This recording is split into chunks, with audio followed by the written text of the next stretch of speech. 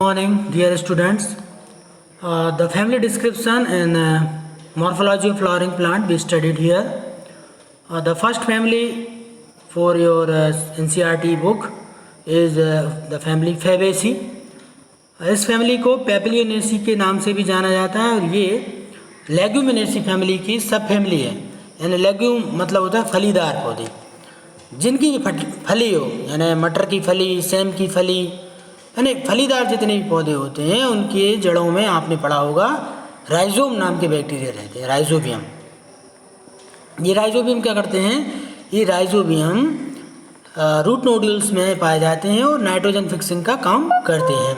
Vegetative characteristic की बात करें कि ये पौधा किस तरह का रहता है, तो देखिए आप कोई भी दाल वाली फसल देख लीजिए, आप फली वाली फसल देख लीजिए, अधिकतर ये कुछ इनमें ट्रीज़ के रूप में रहते हैं, कुछ फलियां लगी रहती हैं ट्रीज़ के ऊपर, वो भी फैमिली फैबेसी के सदस्य हैं। श्रब्स मतलब झाड़ियां हैं, हर्ब मतलब साग भाजी हैं, ठीक है।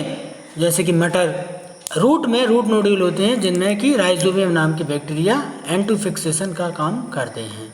तो ये इसके विशेषता है इसको कि ये नाइट्रोजन की कमी की पूर्ति कर देता है मिट्टी के अंदर। यदि फसल चक्रीकरण में दाल वाली फसलों को बोया जाए, फैमिली फैबेसी की फसलें, तो वो ज़मीन के अंदर नाइट्रोजन यानी प्रोटीन की मात्रा को बढ़ा देती हैं। स्टेम इनका या तो इरेक्ट होगा, यदि ये ट्री रहेंगे तो इरेक्ट रहेगा, और यदि ये बेल हैं तो क्लाइंबर रहेगा, बेल की तरह ऊपर बढ़ते जाएंगे।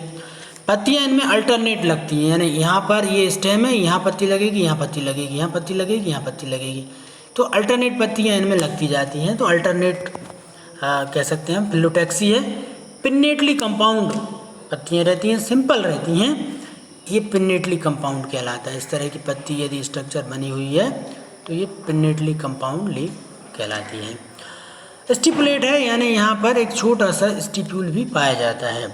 और वेनिसन रेटिकुलेट है, यानी ये जालिकाबद्ध सिरा विन्यास बनाती है। इस तरह जैसे पीपल की पत्ती में रहता है ऐसा जालियाँ का बद्ध सिरा विन्यास इनका बनता है। ये इस तरह का स्ट्रक्चर, ये आप मटर की फली देख रहे हैं। फ्लोरल फार्मूला दिख रहा है आपको, ये फ्लोरल टिग है, उसके बाद ये फ्लावर है, और फ्लावर के बाद ये पेटल्स हैं, ठीक है, ये पेटल्स हैं, रिप्रोडक्टिव पार्ट हैं, और ये फ्लोरल डायग्राम है कंप्लीट।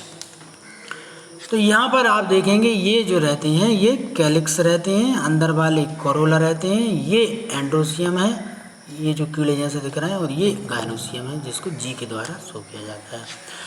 तो सबसे पहले इन्फ्लोरेसेंस की बात कर लें। इन्फ्लोरेसेंस रेसिमूस है। रेसिमूस का मतलब रहता है लगातार इनमें फूल आगे बढ़ते जाते हैं ना, स्टॉपिंग नहीं होती, ये रेसिमूस कहलाएगा। फ्लावर बाइसेक्सुअल है, जाइगोमॉर्फिक, यानी केवल दो भागों में इसको बराबर बीच में से काटा जा सकता है।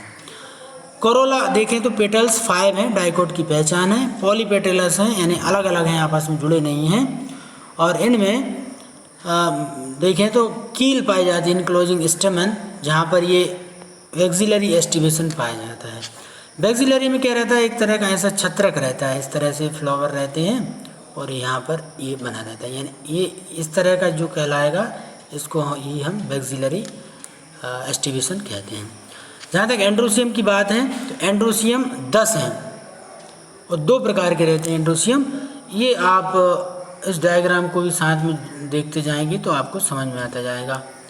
ये 9 एक साथ हैं, ये देखिए एंड्रोसियम, ये 9 अलग जुड़े हैं और +1 ये अलग है, ठीक है। इस तरह से टोटल एस्टिवेशन में हम बात करें तो 10 है, डायडेल्फस कंडीशन कहलाती है। गायनोसियम की बात करें, ओवरी सुपीरियर है, ठीक है, यानी ये स्ट्रक्चर आएगा, ओवरी सुपीरियर रहेगी और ये फ्लोरल पार्ट्स इस तरह से नीचे से लगे रहेंगे। हाँ, इसमें मोनोकार्पिलरी यानी एक फली के अंदर एक बीज है, यूनिलोक्युलर भी रह सकता है और फिर ये मल्टीलोक्युलर भी हो सकता है। जैसे कभी कभी आप देखेंगे चने की जो फली है उसमें एक दाना भी मिल सकता है और कई दाने, तो उसको हम बोलते हैं यूनिलोक्युलर या मल्टीलोक्युलर।